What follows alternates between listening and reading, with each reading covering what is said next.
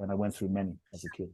Thank you for sharing that. What do you think about the amount of people that go that actually do experience challenges, but they don't really have the foresight or the insight, or they don't ever seem to have the breakthrough, let's call it. Or they end up self-sabotaging. They end up self-sabotaging. What do you think about that? Why so many? I mean, why just a few? In the grand scheme of things, do you feel like we're able to just kind of see the world through your eyes, or look at it from like, hey, you know what, they can stay in the present? What do you think from your learnings keeps people stuck? Do you believe there are nefarious forces that are happening there? Do you believe it's just their own soul's journey and we just bless them and be like, maybe you chose this lifetime? What's your school of thought on that one?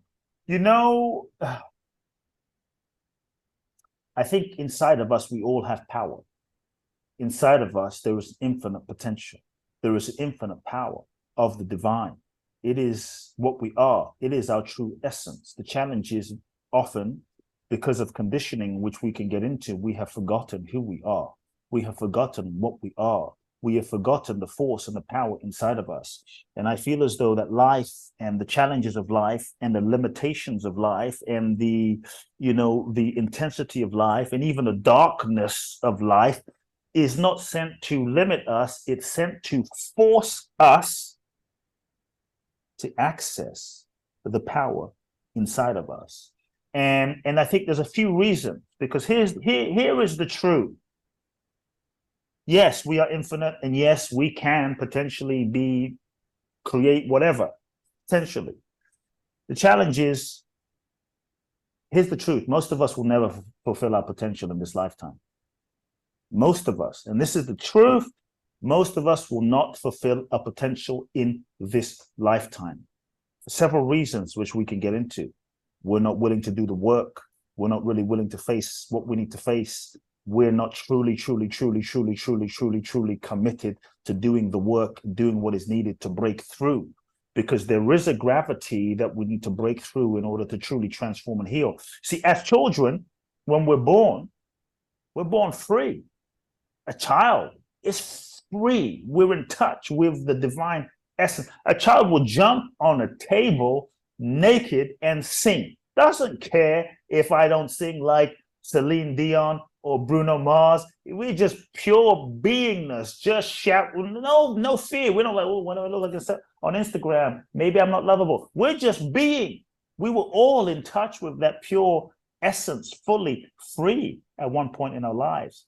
And so what happens? And this will kind of answer part of your question, is like, what the hell happened to us? We were these free beings, full of potential, full of energy, full of life force, full of loving. And now we're kind of like living afraid. And a child has no fear. Child poops his pants, doesn't care, not judging itself. A child will run straight into a brick wall. It doesn't get no fear, no real understanding. It's just pure beingness. What happens is we are these amazing souls, whole, perfect, and complete. We incarnate into this human experience and we meet our parents. God bless their souls. Our parents are doing the best that they know how to do based on their life and their childhood and their upbringing and their parents and their conditioning. And so now as these amazing souls, we incarnate, we are born into a momentum of, let's say, karmic, energetic lineage, family conditioning. Maybe dad was crazy. Maybe mom is an alcoholic. Maybe they're fighting all the time. Maybe there's pain, mental, emotional, spiritual, psychological, sexual abuse. Maybe there's some trauma. Maybe they were great people, but they just didn't know how to meet our emotional needs in some way. And that was painful. So two things happen where we start to get conditioned and lose touch with that inner intelligence, that inner divine power. The first thing is we learn all sorts of strategies, most of which is unconscious, to shut down, disconnect, not feel. We suppress. It's too painful to feel mom and dad fighting. Let me suppress my feelings. Let me suppress. So before you know it, we suppress so many of our feelings through decades that our true light, our true essence, our true power gets hidden underneath the decades and mountain of unfelt, unprocessed emotions and feelings. And then we kind of erect walls around our heart to close our heart so that we can protect ourselves so that we don't feel the pain. It is a survival strategy. Then we learn all sorts of ways to go out into the world, the sense of like, who do I need to be? in order to be loved by mom and dad? Who do I need to be in order for dad to love me? Or and so we contort ourselves. We learn to become a version of ourselves that we think we need to be in order to get love, validation, and approval. We contort ourselves into this person, into the shape, into a pattern shape of conditioning of who we think we need to be to fit in, to be validated, to be loved, not realizing that the version of ourselves that we become is not who we really are. It's just who we think we need to be to get love, validation, and approval. And so much of our potential and so much of our power is sort of trapped inside of the prison of our conditioning, the version of ourselves that we've become. And we end up thinking that who we are is who we are. And this is what people will often say, oh, I'm just shy. I'm just this way. This is just who I am. But is who we are who we really are? Or is who we've been conditioned to be? And the degree to which we have been conditioned is the degree to which we're not free to express our voice, to unleash our power, to activate parts of ourselves so that we can face the challenges. Because most of the time, I think that we can feel, if we're honest, we can feel deep inside a deeper impulse, a divine impulse, the desire to be more.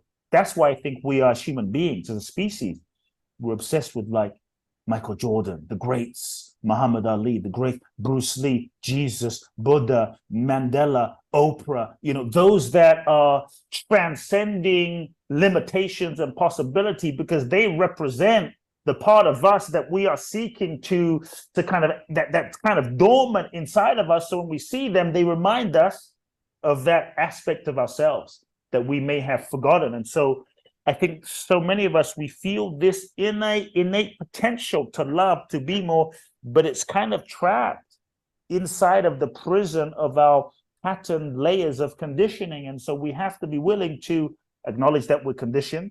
We have to be willing to start becoming aware of our conditioning, and we have to be willing to start sort of questioning and doing the mental, emotional, psychological work to unravel some of the patterns of our conditioning so that we can free up the natural energy and potential that is inside of us. Now, what I will say, just to round out the answer, is first and foremost, I believe that we are souls.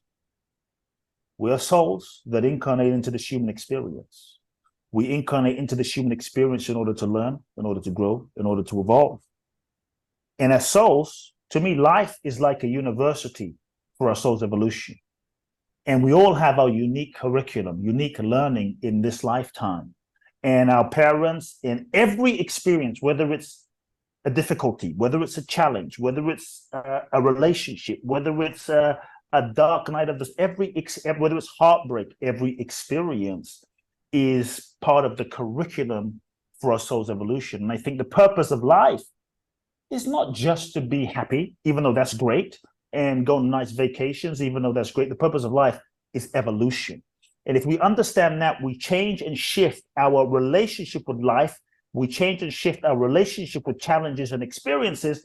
Because if we start seeing ourselves as a soul, then we start seeing life as a learning growth opportunity.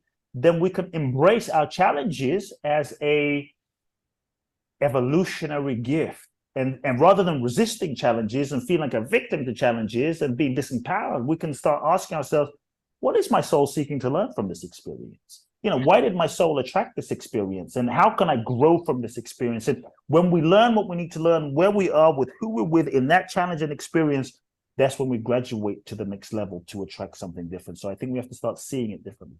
The parents that we meet, and everybody says, man, my family's dysfunctional. I mean, do you, i.e. the family curse, is that what we're always wanting to break? Everybody calls, let's say, the family curse. Okay, I got to break the family curse. Is that what our job is, to quote unquote, maybe it's not necessarily curse, but is it to break the family curse or just elevate from there? So for example, was obviously a very influential man, was a healer. It was past tense, or he passed away last year. So your father was there, and even though in a different way you do it, the trajectory still followed for you. Is that just how it's? Yes.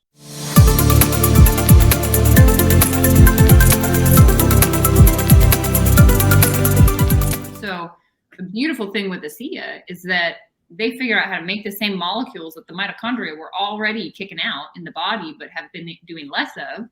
Now you can replenish your system supply. So, you don't need to worry about the fact that your system stopped being able to produce it, because now we can get your levels back up to, what they were when you were young, in a way that like your body naturally understands and knows. It's like it can't hurt you. It's just going to help your system repair and, be in its optimum.